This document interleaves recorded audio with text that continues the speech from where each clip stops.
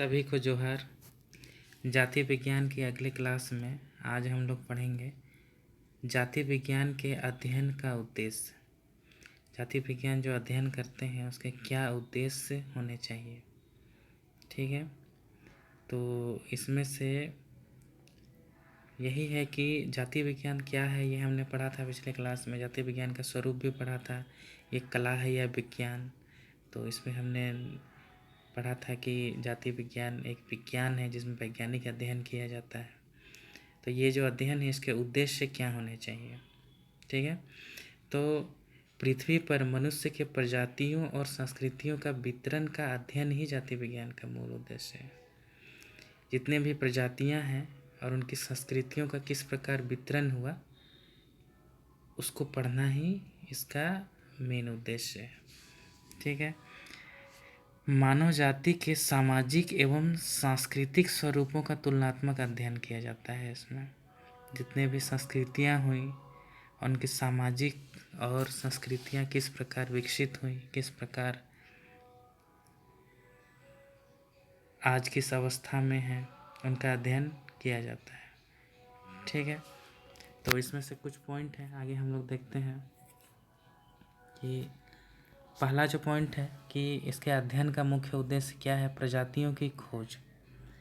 जितनी भी प्रजातियां हैं विश्व भर में, है ना, उनकी खोज। पुरातत्व की सहायता से ऐसी संस्कृतियों की खोज जो लुप्त हो गई हैं। जो संस्कृतियां जैसे सिंधु घाटी की सभ्यता वो अब लुप्त हो गई हैं, उनकी खोज करना। खुदाई हुई वहाँ पे तो पुरातत्व प्राप्त हुआ, उनके आधार पर वो किस संस्कृति को अपनाते थे ये तो हम लोग सभी जानते हैं कि वो नगरीय सभ्यता थी, है ना। तो इसका कैसे पता चला। प्रजाति शास्त्री वहाँ पे गए और पुरातत्व के साक्ष्यों को देख करके वैज्ञानिक अध्ययन किया और बताया कि वहाँ की जो संस्कृति थी वो नगरीय संस्कृति की थी, ठीक है। फिर उनका उद्भव, विकास, प्रकृति और प्रसार किस प्रकार हुआ, यही प्रजाति शास्त्री हम बताते हैं, है ना। जितने भी बिखरे हुए आंकड़े और तथ्यों का जो संकलन है, जो संकलन किया गया, वो वैज्ञानिक पद्धति, जो भी संकलन किया गया वो किस वैज्ञानिक पद्धति के आधार पर इसका अध्ययन किया गया ये भी पता चलता है।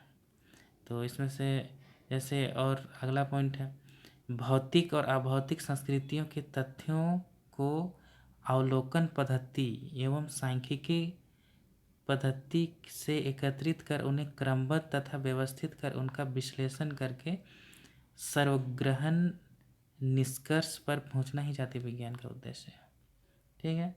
तो पहला पॉइंट क्लियर है, प्रजातियों की खोज। जितनी भी प्रजातियां विश्व भर में, जितनी भी प्रजातियां हैं जो हैं अभी या लुप्त हो गई हैं, उनकी खोज करना। जो नवीन भी हैं, जो सभ्य हैं, असभ्य हैं, आदिम हैं, नवीन हैं, विकसित हों या अविकसित हों, उनकी खोज करना ही जाति विज्ञान पढ़ने का मुख्य उद्देश्य है, ठीक है।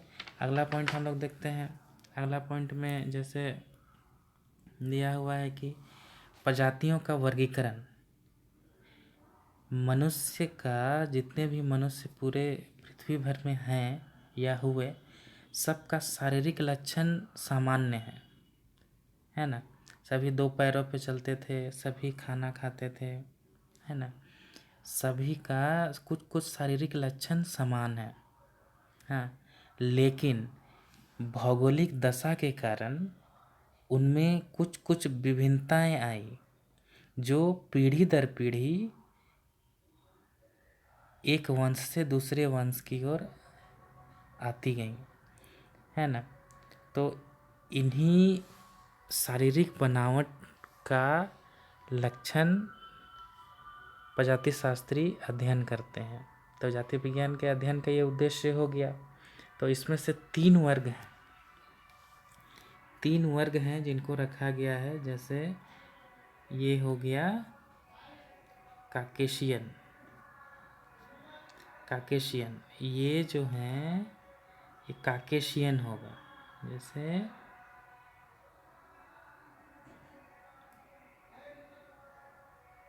काकेशियन, काकेशियन, ये काकेशियन होगा। तो काकेशियन ये कहाँ पे पाए जाते थे? भूमध्य सागर में ये पाए जाते थे। इनको नार्डिक भी कहा जाता था। ठीक है, ये अल्पाइन के पहाड़ियों में पाए जाते थे।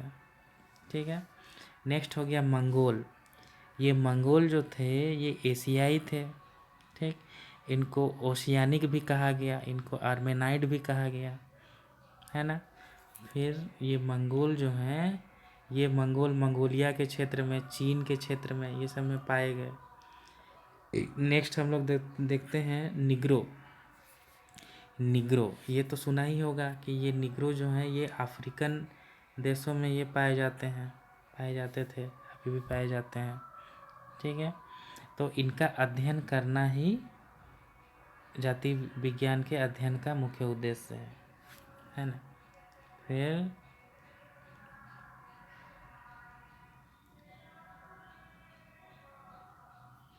तो प्रजाति को निश्चित करने वाले अनेक तत्व हैं।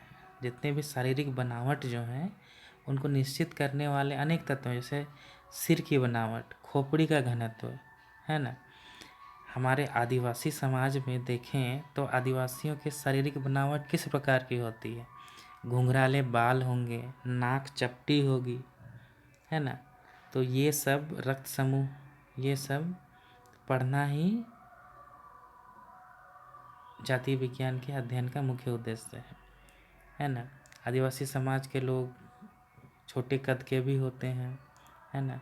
कपाल चौड़ी होती है, भौहें जो कि भावा होता है ये मोटी होंगे, आँखों का रंग काला होगा, है ना।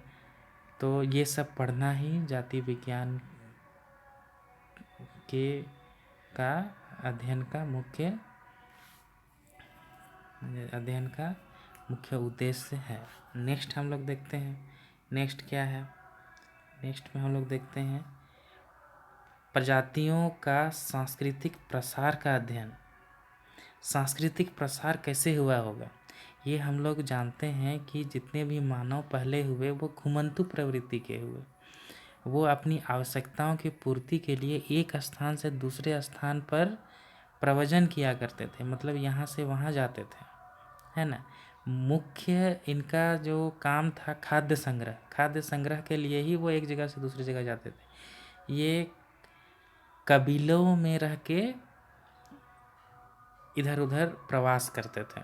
तो जहाँ पे उनका खाद्य संग्रहण, खाद्य की व्यवस्था होती थी वहाँ पे वो रुक जाते थे।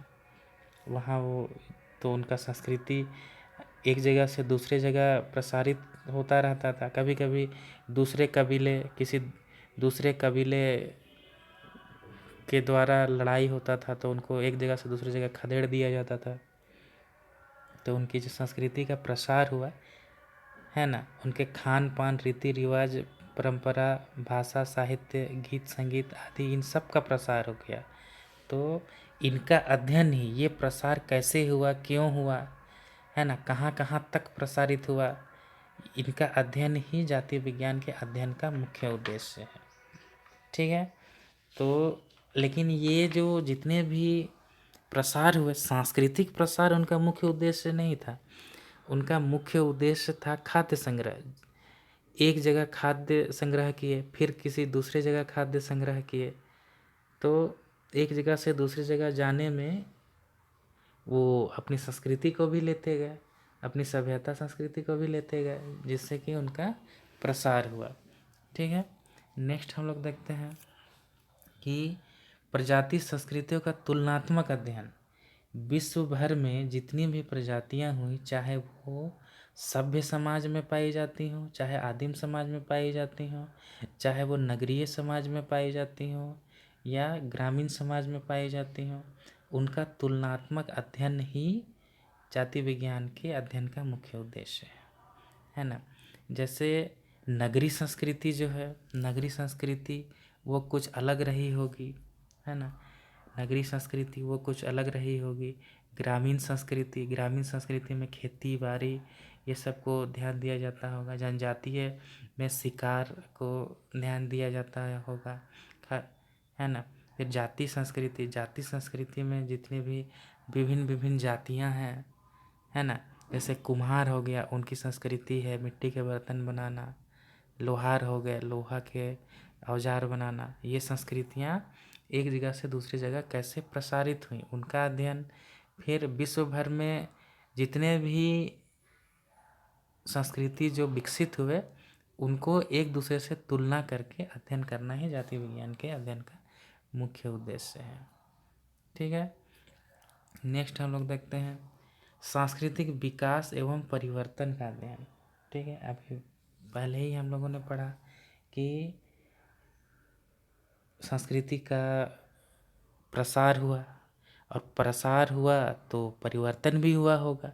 एक भौगोलिक दशा से दूसरे भौगोलिक दशा पे जाने से कुछ ना कुछ परिवर्तन तो हुआ होगा। परिवर्तन तो संसार का नियम है ना। और परिवर्तन के कारण ही उनका विकास भी हुआ। जब एक संस्कृति के लोग दूसरे संस्कृति में गए तो वहाँ किसी और को देखे, उनसे कुछ ग्रहण किया, भाषा का आदान प्रदान हुआ। भाषा आदान प्रदान हुआ तो वो एक दूसरे की संस्कृति को जाने, उनकी अच्छी बातों को अपनाए, है ना। तो ये जो है जातीय विज्ञान के अध्ययन में हम लोग ये पाते हैं कि जितने भी संगठित और असंगठित जितने भी समाज हुए, वो उनका परिवर्तन किस प्रकार हुआ। पहले तो असंगठित थे, असभ्य थे, धीरे धीरे सारे संगठित हो गए, फिर सभ्य हो गए। तो ये परिवर्तन कैसे हुआ, क्यों हुआ, इनको जानना ही जातीय विज्ञान के अध्ययन का उद्देश्य है। ठीक है, आज के समाज में भी अगर हम लोग देखते हैं कि विज्ञान प्रौद्योगिकी जो बहुत ही विकसित हो चुकी है, कोई भी सभ्यता विज्ञान प्रौद्योगिकी से अछूता नहीं है ना।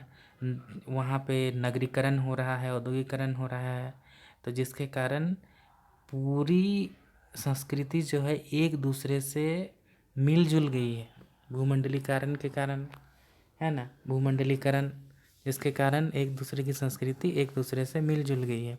अगर अपनी ही बात की जाए, भारत देश में बहुत से ऐसे जो संस्कृतियां हैं जो अपनाई जा रही हैं, जो विदेशी संस्कृति है। ये कैसे हो गया?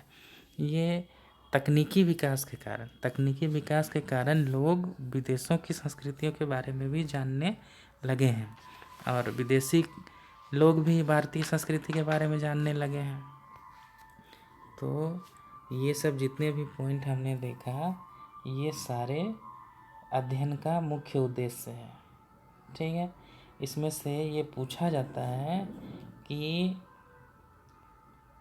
जाति विज्ञान के अध्ययन करने से क्या फ़ायदा होता है या क्या इसका लक्ष्य होना चाहिए। तो सिंपल सा लक्ष्य है, प्रजातियों की संस्कृतियों को जानना। और जातीय विज्ञान का अगर परिभाषा भी देखा जाए तो संस्कृतियों का अध्ययन ही जातीय विज्ञान है। तो यही हो गया। ठीक है, तो नेक्स्ट क्लास में हम लोग देखेंगे आगे का जो भी टॉपिक होगा। ओके।